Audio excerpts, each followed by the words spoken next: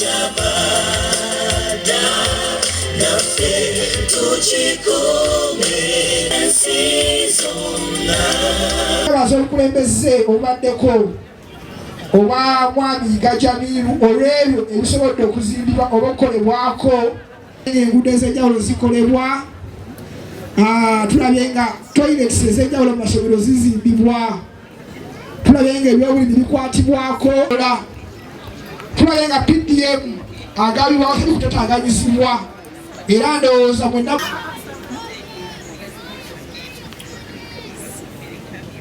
mungi wamu n'abakozi ba gavumenti okulaba nga emirimu gy'eggongolo eno gitambula.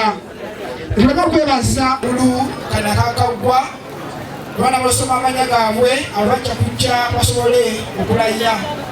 Nsebo Electoral Commission tusanyuse nnyo omusanyufu olw'okubalaba tusaba webalire ddala bakadde bantu basebo n'abanyabo nsaba musooke muwulirize era tusooke tusiringirire. Mukama wange kaawo sanyusa okulaba mukadde wange Honorable Sibo sanyusa okulaba.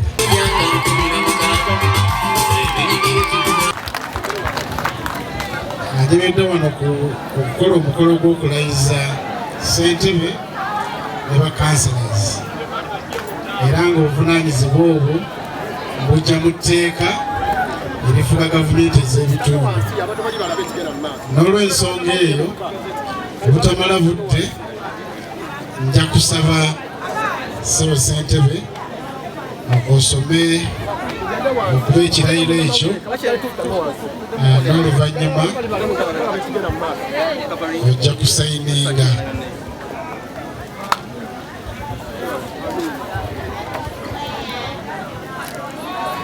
Kakoza Muhammad, swear in the name of Almighty Allah, I affirm that I shall faithfully exercise the function of Sub-County Chairperson of Sub-County and shall uphold, preserve, protect and defend the Constitution and observe the laws of Uganda, and that I shall promote the welfare of people of this Sub-County, so help me Allah. I, Kagoza Muhammad, swear in the name of Almighty Allah, affirm that I will be faithfully and bear true allegiance to the Republic of Uganda, and that I will preserve, protect and defend the Constitution, so help me Allah.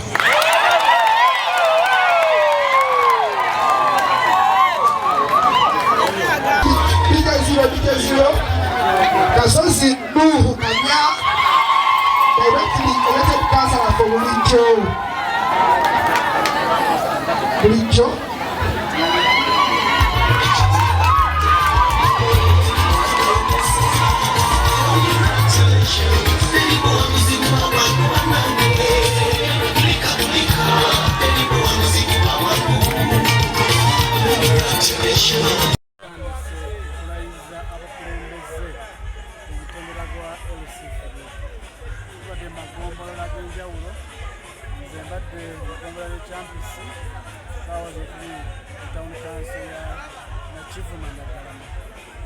Okulayiza kugenze bulungi bakulu abalondebwa batuta ofiisi mu butongole kubanga omukolo guno gwe tukoze omukolo mukulu nnyo kubanga omuntu asobola kutandika mirimu mu butongole atalayidde bulungi. Mubalabye tewali n'omwana n'eddwa ekirayiro n'abalayidde. N'olw'ensonga eyo tusuubira nti batandise bulungi obuweereza abo. Njagala okubayozaayoza ennyo olw'okuba nti baateekebwamu obwesige ate n'okwebaza abo bebaddidde mu bigero kubanga baateekawo omusingi ate bano tulayiza eri abakulembeze n'abakozi ba gavumenti. Tuli mu gavumenti mpya ate gavumenti mwawulira omusingi omukulembeze w'eggwanga gwe tutegeeza twagala okutambulizaako emyaka gino 5 omukulembeze yagamba kwebaka kitegeeza nti tweyongera okukola nagamba teri ku buli bwanguzi era abakozi ba gavumenti that's a wake up call nti tulina okukola emirimu nga temulingizi tunaba kukyula championsi gyembadde chairman yavudde mu ntebe actually yabaddeyo ng'awaayo ripooti ng'awaayo handover wadde ng'okulungama gwe twaweebwa kuli nti bo balina kuwa abakozi ba gavumenti ofisi baziwe bannabyabufuzi naye tewabadde yombagana tewabadde kubanagana era nsuubira emirimu gijja kutambula bulungi mu Kasika bagambe chief mobilizer wa NRM mu Buganda Region. Ekyali bubi. N'enkwatagana ya gavumenti ekyali wabaddewo olutindo lw'amaanyi wakati wa gavumenti ne bannakifumu. N'ekirungi ono muwulirize w'abantu wadde nga alina bakasala abangi abanuuku be tugenda kumuyambako tumusembeze kumpi alabe nti aweereza abantu bannakifumu ekifunidde mu maaso. Bw'ova Kiira is the most voting municipality in East Africa. Kati bw'eba evaako ng'ejjudde tuba tudda nakifumu. So bannakifumu baana mukisa nnyo mulaba nti tuyine yawuliriza muddala nga kati wa NRM ekibiina ekiri mu buyinza wadde oyagala otya kyekisobozako omusolo tulina okukigattako tulabe nti ensi yaffe kubanga nakifuma ekya mu maaso neekolagana ne gavumenti erimu. Poor administration of land. Nti abantu baba boogera nti ebiki tewali kunoonyereza tewali kugoberera amateeka abantu tebaagala kuwa busuulo abantu tebaagala kugonezinga ba landlords ekyo kirina okubeerako abantu boogera amazima bane muteeka mu byabufuzi nti omuntu bwaba nannyini bagende bamunoonyereze bawe obusuulo abantu tebakyagalako obusuulo ngeno nooga bwe yaali kati ebirina okutereera biddewo n'ekirala abantu batandika okwogera amazima tunoonyereze abali ab'obusuulo ab'ebibanja bawe obusuulo balandlord nabo baveeyo balukogonayizinga eki ab'ebibanja ebyafedde mu maaso. Basebo ne banyaba batulaba abajja n'eddoboozi mutune emikwaya kansala eyamuganyako disitulikiti nga ssaawa zino nze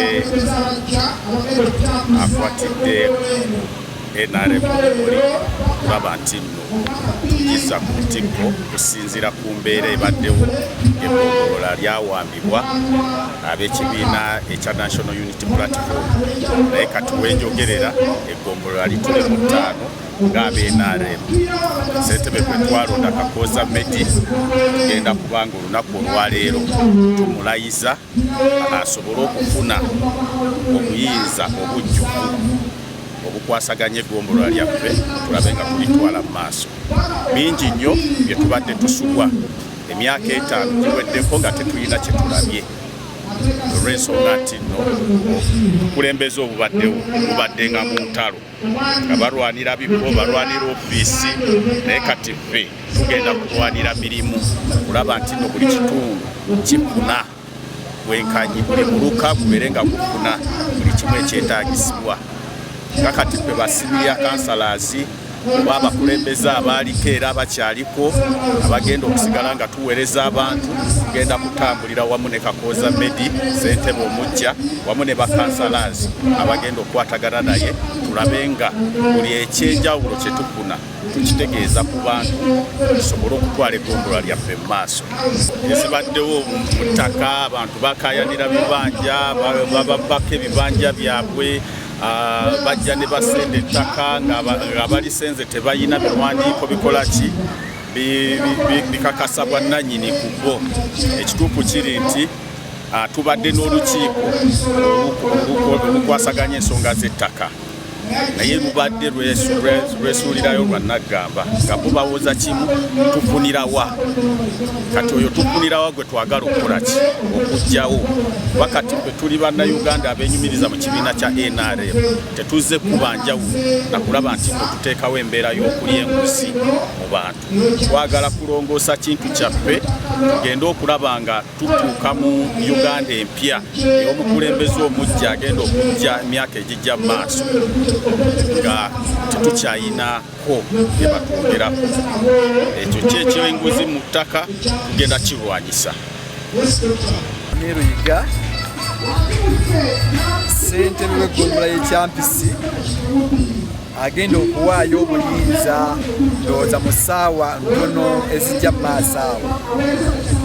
Olunaku olwali ennaku z'omwezi 19 olunaku lwe twasalawo okulaba nga tulayisa abakulembeze abapya n'okubakwasa obuvunaanyizibwa tutandika okutambuza eggombolola y'ekyambisi. Kibyolaba ebibulamu bino basala okukola byafaayo abyewuunyo because buno buweereza si mulimu. Abakulembeze bajja, abakulembeze ne bagenda. Bwali bwe buti nange nali nzija kati ngenda because abuvunaanyizibwa nnyo okukwata obukulembeze n'obuwaayo mu mirembe. Omuntu mukwasa ekisinzo kya ofiisi, mukwasa ekisinzo ky'entambula n'omubulya biki byalina okukola na biki byalina okutandikirako because mupya mu system kiba kikulu nnyo. Wana ekyambisi tekibalanga gwe kikyose obukulembeze okukwata obukulembeze n'abwe bukyakyambisa ebaawo. So ekyo nnyo milestone nnyongedde ku ebyo byetukoze. So kikulu nnyo omukulembeze okukwasa mukulembeze muno n'okumwagaliza ebirungi mu buweereza. Lwaki ndi munnakyampisi njagala kyampisi egenda mu maaso obulungi. Lwaki tutaleka moto entalo mu buweereza? No, ensonga lwaki neenyigiddemu njagala nga tuzikoze bulungi okwasa omukulembeze naye atandikire wenkomye ayongere eggombolola mu maaso. Nnyo gandi nemedde mu ofiisi because ne bw'ogiremeramu nga sigwa ino gibeeramu oba omala bya mbulago ogenda giremeramu ate naye kusika muguwa oli atandikidde mu kukola ate atandikidde mu kusika muguwa. Ekyo kimu. Ekyokubiri oyo gwe banaanwamu obunaanuzi tajja kuyamba ssentebe mupya zze because bapya beetaaga obuyambi bwaffe. Kati ffe tuba tukugusa ebintu bye bitamba nabo beetaaga kati okukola kyokuyambako naye baba bakunanuddemu bunaanuzi kitegeeza tujja kusobola kuyamba mukulembeze mupya zze. So kibi nnyo kiba kigenda kuzingamya empeereza y'emirimu mu ggombolola eyo oba mu town council efaanana bwetyo.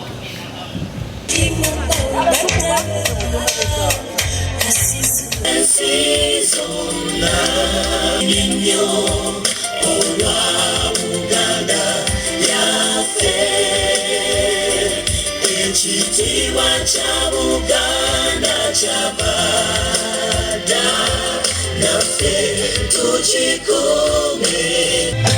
Twesimye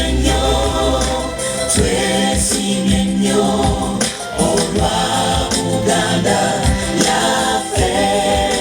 Buganda kyabada naffe tukikuume. Leadership. Mukama tusabira n'abakulembeze abayingira olunaku olwaleero That they will build on the good that has been done nti bagenda kuzimbira ku birungi ebyo ebikoleddwa and take our sub-county to another level of progress and development. ate era batuwalire eddala eggombolola lyaffe ku mutendera oguddako ogw'ebyenkulaakulana olw'obulungi obwereere. So Heavenly Father, we pray that you instill in each one of them the spirit of wisdom, taata tukusabira ddala buli omu ku bakulembeze baffe obawo omwoyo w'amagezi so that they can have the spirit of servant leadership, basobole okubeera n'omutima ogw'obukulembeze ddala that will serve your people abanaaweereza abantu bo who elected them in these respective offices. abaabalonda mu bifo ebyo bye bateekeddwa okubeeramu. When you give them your wisdom, bw'obalekana omugenyi waffe omukulu w'omukolo guno sebo tukwaniriza nnyo tukwaniriza weebale kujja.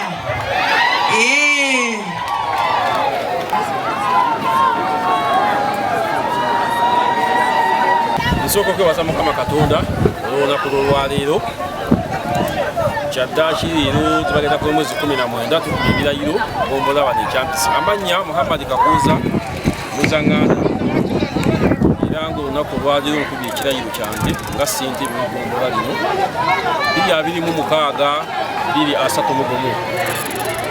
Omukolo gutambudde bulungi nnyo era Katonda n'atuwa ekiro eky'enkuba ekibadde eky'amaanyi, naye Abaganda bagamba nti enkuba kubeera mukisa ate n'amazzi g'enkuba ga mukisa. So tuyozaayoza abantu bonna asobodde okujja tukuba ebirayiro. Honorable councillors bakubye ebirayiro ate era ne sipiika alondeddwa olwaleero naye waffe wa NRM kitegeeza NRM okunya okugombola lino tuweereza emirimu.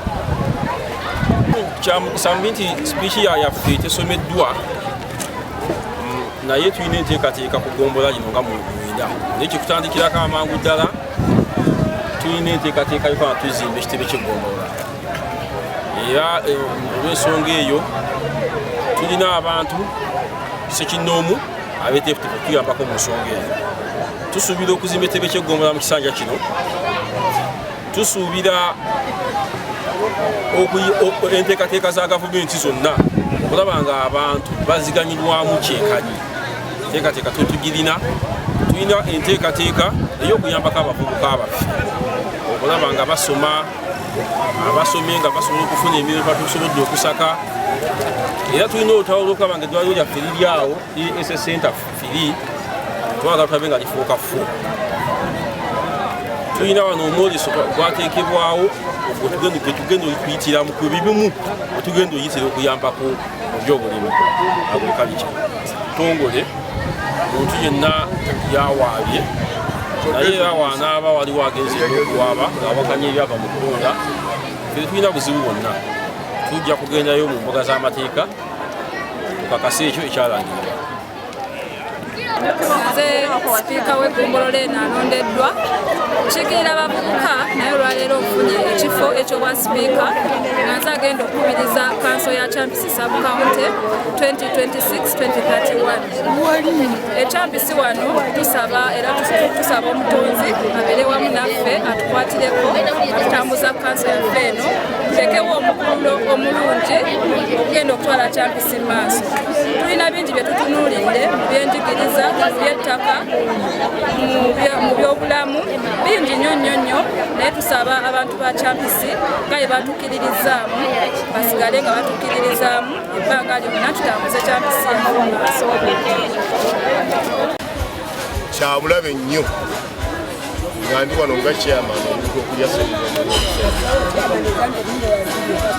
kyabulabe nnyo okusaba ssente okugoba abaana ku masomero ga gavumenti gye batukuteeka ekyo twakiwera olunaku lwenalayira ate era n'okusaba ssente mu malwaliro nakyo kyabulabe nnyo so nga ate n'abasawo abeebulankanya nga mu ggombolola eno twagendako enabalangaawo tulinda paka ssaawa 5 twali tuli mu biseera byakalu nga tewali musawo n'omu twalabawo bano abasawo abasookerwako ate be nasanga nga bajja ku bantu omusaayi neŋŋamba kino kiki bano abasawo baffe abasookerwako ab'ebyala tebasobola okujja ku bantu omusaayi tubakebera so zino ze systems zetwagala okulongoosa mu nnaku 10 ezisooka mukono nja kubanga ngitadde mu sheepu abakozi ba gavumenti bakakanyala dda abalowooza byakulya nsimbi nja kubanga amatadde mu sheepu zetwetaaga egenda okutuzaayo ku number 1 district in this country era ennaku 10 zigenda kutuyamba okusunsulamu baani be tunakola nabo nabani be tutasobola okukola nabo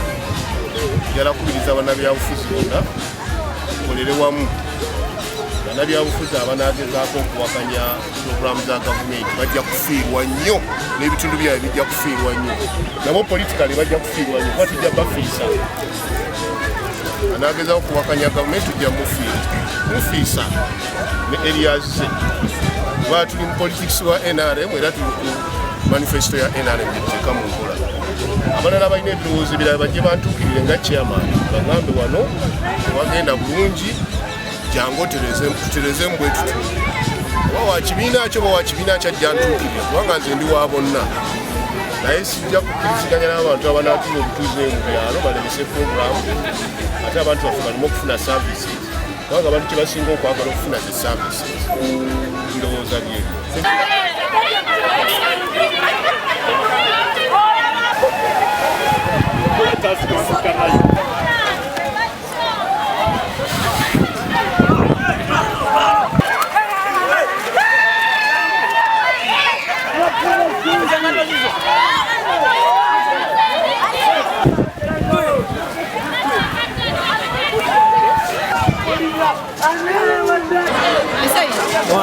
mukono bannange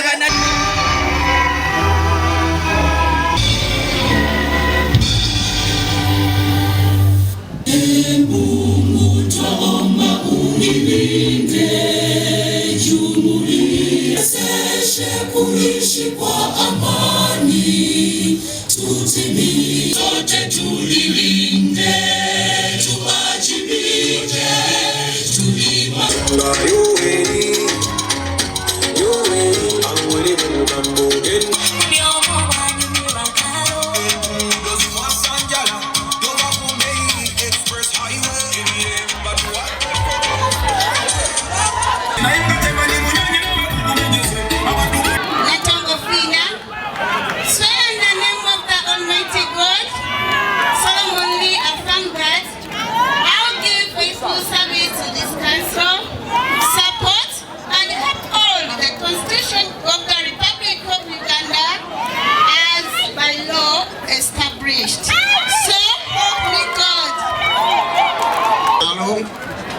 swear in the name of the Almighty God that I will give faithful service to this council, support and uphold the Constitution of the Republic of Uganda as by the law established.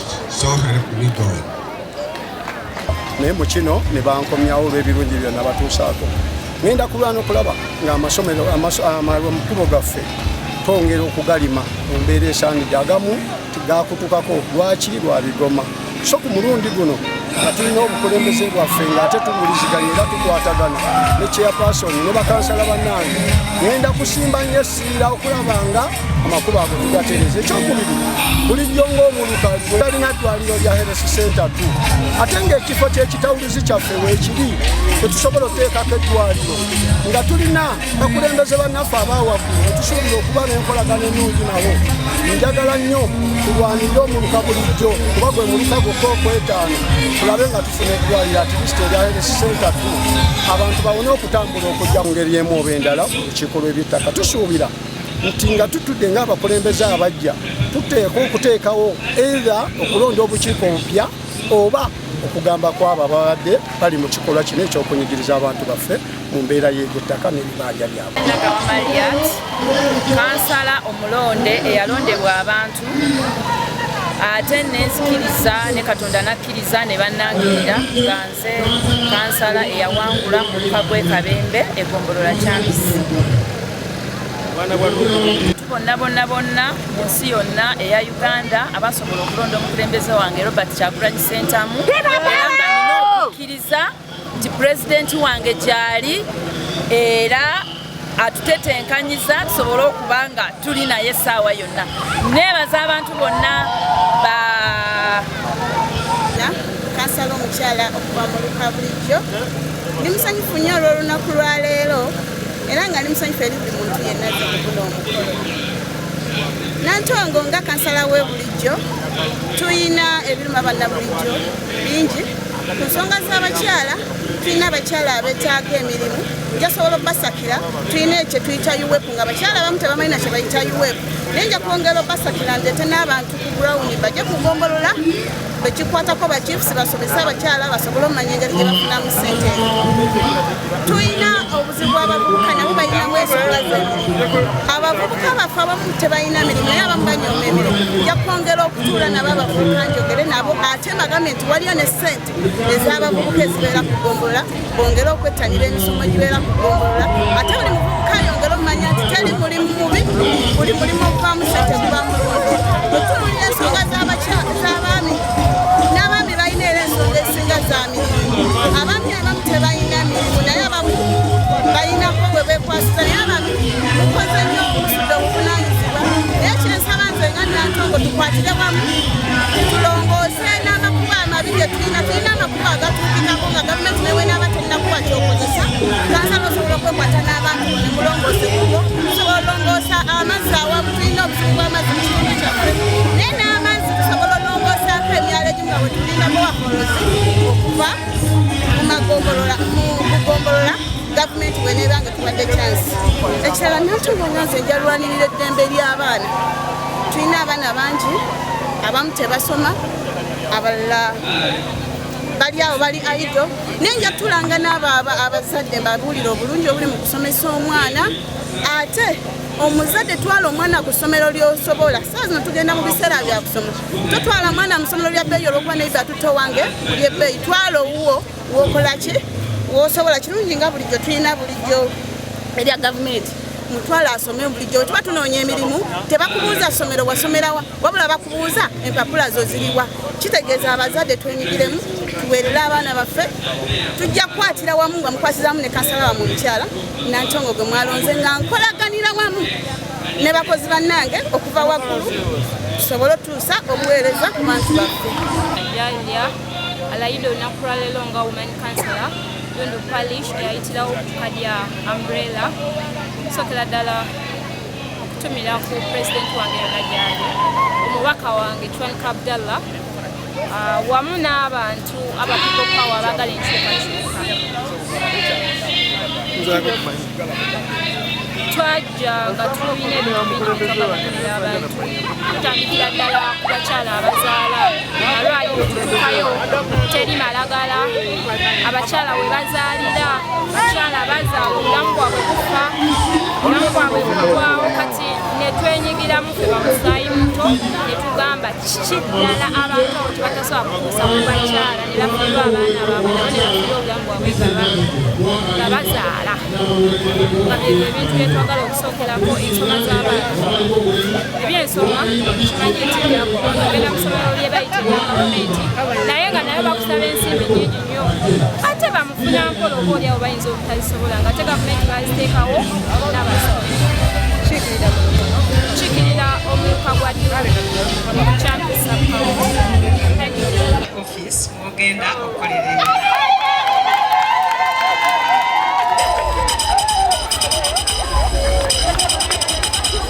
eno ye pikipiki ogenda otambuliza emirimu gy'egombolola yeyo sebo avugamu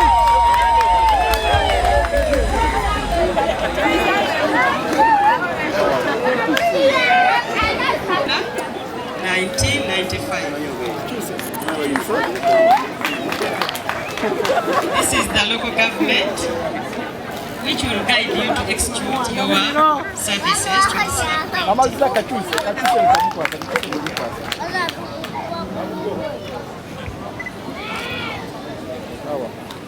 and this is the standard rules of procedure for local government councils in Uganda.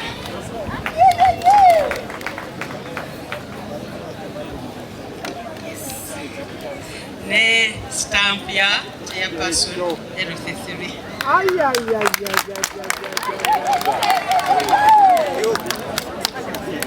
Era sebo tiimu yonna ey'abakozi abafaanana nga bwe nyambadde bwet